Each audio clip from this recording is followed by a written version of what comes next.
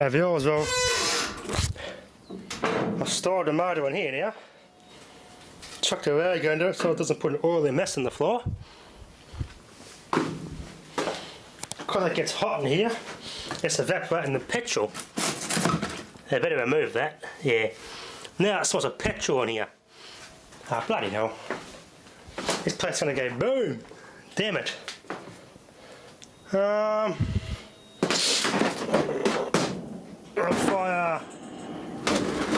I have to get rid of an unwanted BPC TV, you'll probably buy some of the crappier ones.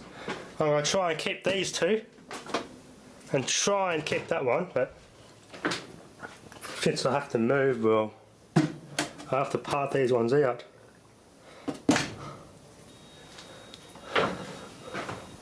The Mitsubishi, I'll probably part that one out too. A little Panasonic maybe as well, even though I grew up with that little Panasonic there at the back. That's got a good flowback. I want a good coil around. Some of these, this one here, got the more modern flowback which doesn't have a gap big enough, but I'll still keep them anyway. This one here's got the Lycus American made tube. We're definitely going to keep that one. An American made CRT, man, you just don't see that here. You just don't see that anymore, even especially for a cheap CRT TV. The dish lecture's inside now. That's going to stay in the house so when it gets sold, we're going to have to take the Esco with us. Still going to try and fix this one, but no dishwasher ever beats the old dish lex I fixed up. Nothing is as good as that dishwasher ever will be. It's the only dishwasher that has a light in it and everything. But this was in pretty good nick. What the actual fault is has got me buggered. Because I checked all the underworks, all the underworks seem to work. The motor, pump, heating element work, new timer, and it still doesn't do anything. I don't know if I checked the switches. Maybe one of the switches has got a bad connection or something. I get the multimeter out and check all the switches. It's got to be something simple. Or if the timer's not working properly, and it's a new timer, something's going on somewhere. Anyway. Yeah, PFC caps are quite cool in here. A spare air compressor tank. I'll definitely keep that. That'll be good with my fridge compressors. You live in town, you don't want to wake the neighbours and you still want to dust the odd computer and stuff out. This is the way to do it. You don't want one of those little freaking loud Chinese auto bar compressors. They're so loud they'll bloody wake the dead. So definitely can't have those in town. They're too damn loud. So I've got to have compressed air. If we've got room, the main air compressor out of that shed will be coming with us. So we'll use that one there, if we've got room. But if not, well, I'll use my little fridge compressor setup one. Nice and quiet, it gives me air when I really need the air.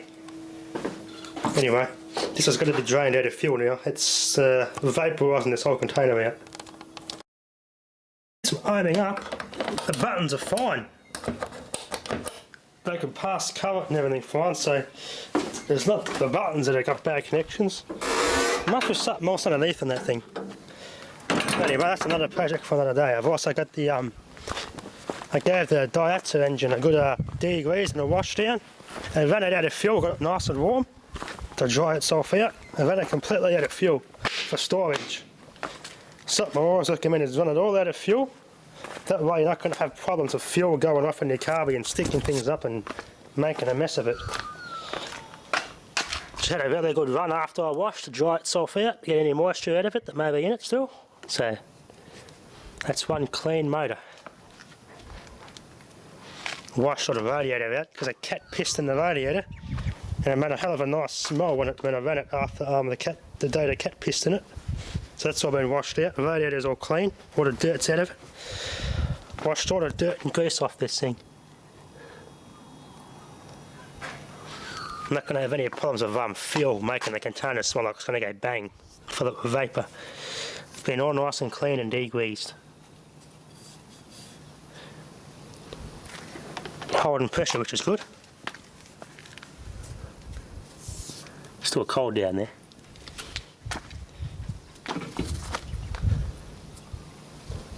It's all hot here.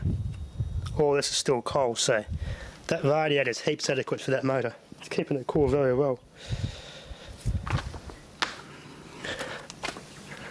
There we go. Leave it in the sun for a couple of hours to completely dry out before I put it back in the container. And it won't pose any gas smell anymore.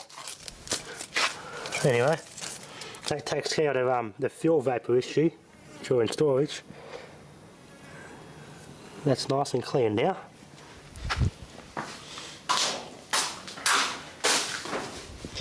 Anyway, that'll be enough for now. Thanks for watching.